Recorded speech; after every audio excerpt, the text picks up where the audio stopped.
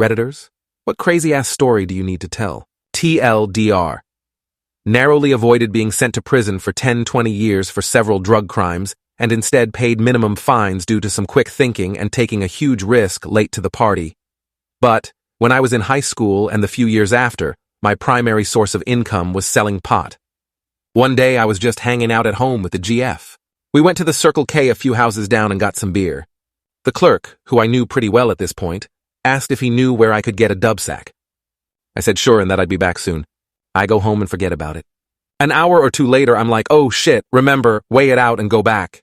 He had already given me the money, very important detail for later, so I waited until he had no customers. He came out and we went around the icebox, just smoking and chatting. I handed him the bag. Now there was no one around. Empty lot, except for this beat-up Volvo facing the record store next door. If I had been paying better attention, I may have noticed this Volvo had completely tinted windows, which seemed odd to do on a beat-up Volvo. Two men get out of the car and approach us.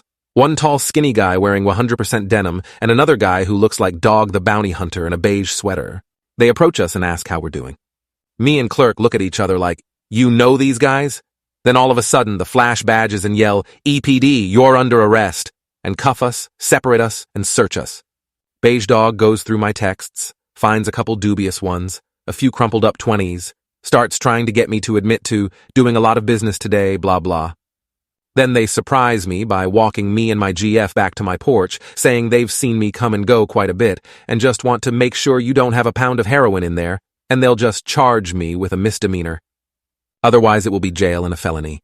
So here we are on my front porch, me saying there's no way I will let them in my house, and to call my lawyer over and over. At one point, my roommate walks out, says hi, gets in his car and leaves. At this point, Dog explains that if I don't let him search the house, he's going to park a few squad cars on the lawn, extract everyone from the house and wait on a warrant, and they will charge everyone in the house with every little thing they find in any room. I now know this is not legal. Then I was just scared. My roommate that had just left was a total nerd with a great job. Straight edge. Rarely drank and never smoked or anything at all. I was terrified of him losing his job. Unfortunately for me, I had just had an opportunity to get a quap of mushrooms at a steal of a deal. My area was super dried up on mushrooms at the time, so I asked around and basically had all my deals set before I got it. This timing was perfect, because just 30 feet away on the coffee table of my bedroom was 1/4 of a lb of mushrooms, neatly weighted out into ounces and 1/8. Top that with all the pot in there. It wasn't looking pretty. So I proposed that I let one of them in to search just my bedroom and be done with it. I knew once I let them in they could do whatever, but I was out of options. Beige Dog agrees. Canadian Tux stays with my GF, who looks terrified like WTF are you doing at me, and Dog the Sweater Hunter enters with me. I lead him upstairs and walk right past my door, which thank God was closed, and into the straight edge guy's room. Dog completely turns it over, takes out drawers, turns the mattress over, the whole shebang. As he does this, I quietly turn off the computer monitor with a background of my roommate and his GF glaring on it. Guy finds nothing, sticks with his agreement, and walks me and my shit-eating grin back downstairs. My GF, probably assuming I'm going to prison for many years, is looking like she's about to die, but I'm just grinning. Guy still fucking charged me with a felony. Then they leave. Long story short, paid a lot for a great addy who was friends with the prosecutor. Since no money was seen to be exchanged, the charge was knocked down to deliverance of marijuana. The prosecutor recommended the minimum sentence. I paid an $121 fine, did 80 hours of community center at a local music venue, saw a ton of shows for free and retired from selling. God, I hope someone reads this. When my mom was pregnant with me, she and my father divorced and he gave up all parental rights. I've never met him or spoken to him, I've only seen a few pictures. About 2 years ago, I worked at a healthcare facility where I would float to different offices around the county based on who needed the help. This one particular morning, I was checking the doctor's schedule and saw my father's name. He was scheduled to be in the office next door to where I was working, and I thought it was pretty crazy, but I most likely wouldn't even see him. The time of his appointment came and he walked into my office straight up to me and says he had a doctor's appointment with Dr. X.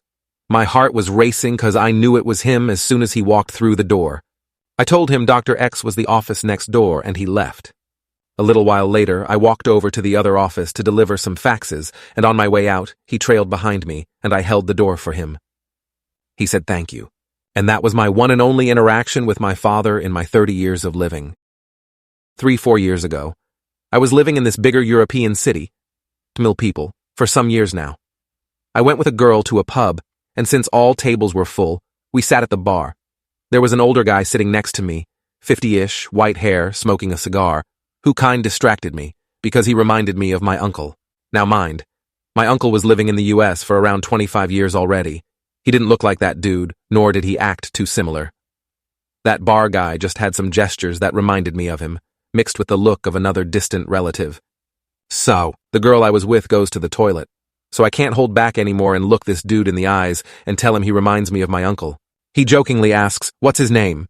I tell him, and also tell him, "Will, he lives in the US and works in field of work." And then the guy looks stunned and tells me the names of my whole fucking family. Turns out he was the flatmate of my uncle 30 years ago for about half a year. That was definitely one of the weirdest bar stories I experienced. TLDR, went to bar in big city. Guy reminds me of my uncle, I tell him. Turns out he was my uncle's flatmate 30 years ago for half a year. Uncle lives on another continent for 25 years now. So me and my brother are fraternal twins. My stepmom passed away due to breast cancer when we were around 15 years old. She was like a second mother to us and had been around since we were very young, 5 years old.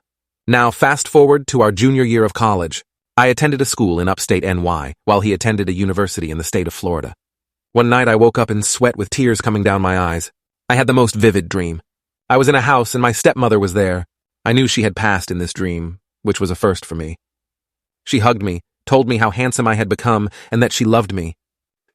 I didn't say anything to anybody and went to class. As I'm walking back to my apartment after class, I get a call from my brother. His first words were, "I know this is going to sound weird, but I had the most vivid dream about Maggie last night." The hairs on the back of my neck stood up as he went on to describe the same dream I had just experienced the night prior. We've never had a twin moment like this, and I don't really know what to make of it, but it's always been a story that I wanted to tell. Was served lunch sometime during a flight. While eating, noticed that the woman next to me is slowing down in her movements, slower cutting, slower chewing, etc. Suddenly she stops completely in her movements, fork and knife in hands, half-cut food on her plate, face bowed forward above her plate and nothing else. Touched her on the shoulder, pushed a little bit, asked her if everything was okay, no reaction. Couldn't really tell if she was still alive. Was it the air conditioning or her breath? No idea. Didn't want to panic and frighten everyone else. You know, dead person. Made eye contact with a stewardess, point towards next to me. Couple minutes later, 5 stewardesses including co-pilot form a barrier around our seats and like in a movie tried to get a reaction aka, "Don't you die on me." Woman wakes up, looks up and says, just this one sentence. "I took really strong sleeping pills." And goes back to sleep in the same Tyrannosaurus posture. As if this has happened before, and she had anticipated this conversation, as if she knew that her mind would only be awakened long enough for one sentence. So, for the entire remaining 6 to 7 hour flight, there is this lady next to me, mimicking a Tyrannosaurus. I saved a man's life, and I never saw him again. 10 years later, this is still the craziest thing that has ever happened to me. In high school, I worked as a lifeguard at a country club for a few summers to earn some money. It was a cushy gig. It was for country club members only, so a large part of the job was learning people's names and interacting with them. Mostly just saying, "Good morning, Mr. Garrity," and listening to some generic mumbling about millennials. Well, over the 4th of July weekend, there were more people at the pool than usual. Each member could sign in one guest. And there was a middle-aged man jumping off the diving boards who I hadn't seen before. He was over 6 feet, at least 230 pounds, and was doing gainers off the low dive into the pool to make big splashes to impress his country club member friends. Well, one particular jump he got a running start and slipped off the board at the very end. His momentum was already leaning backwards to do the jump, and his body came off the board a few feet, and his head rotated backwards and smacked right into the diving board. I can still hear that cracking sound in my mind. I'm sitting 8 feet off the ground in the lifeguard chair at the diving well watching this all go down, and I am praying that I don't have to do anything, even though I knew shit was about to go down. I didn't see any blood, which was a good sign, but as I watched his body sink down, I counted 1 1,000, 2 1,000, 3 1,000. No movement. Fuck. I blew 3 short tweets on the whistle, the cadence to signal to the other guards that I would need the neckboard, and jumped in with my buoy, making as little of an impact as possible in the water. My lifeguard training took over as I dove down 8 to 9 feet to grab this dude. He was out, just making no movement whatsoever. Like I said, he was a big dude, but he wasn't as heavy in the water as I grabbed him and kicked us both up to the surface. I hoisted him onto the buoy and swam over to the edge, where by now the other guards had stuck the board down into the water. I lined up his limp body with the board as we all worked together to strap him into the board. The other guards pivoted the boards out of the water while I climbed out.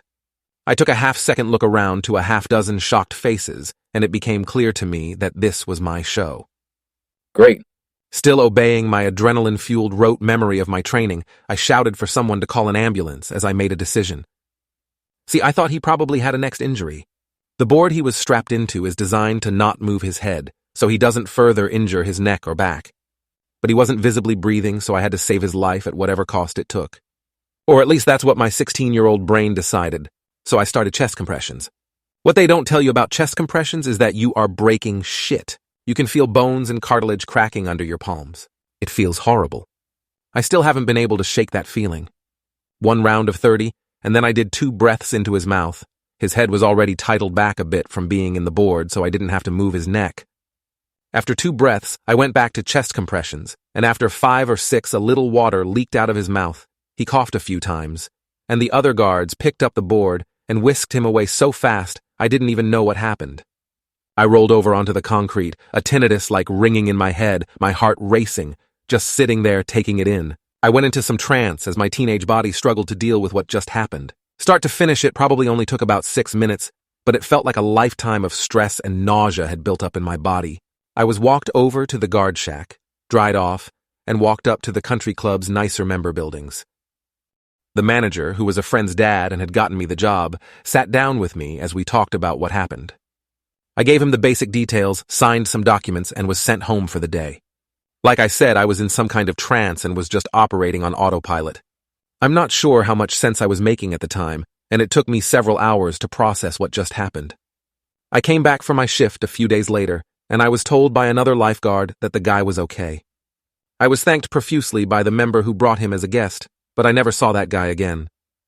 This was still the craziest thing that has ever happened. I'm glad my instincts took over and I remembered my training. I might not have done everything exactly right, but I tried my best, and at the end of the day, he lived through it.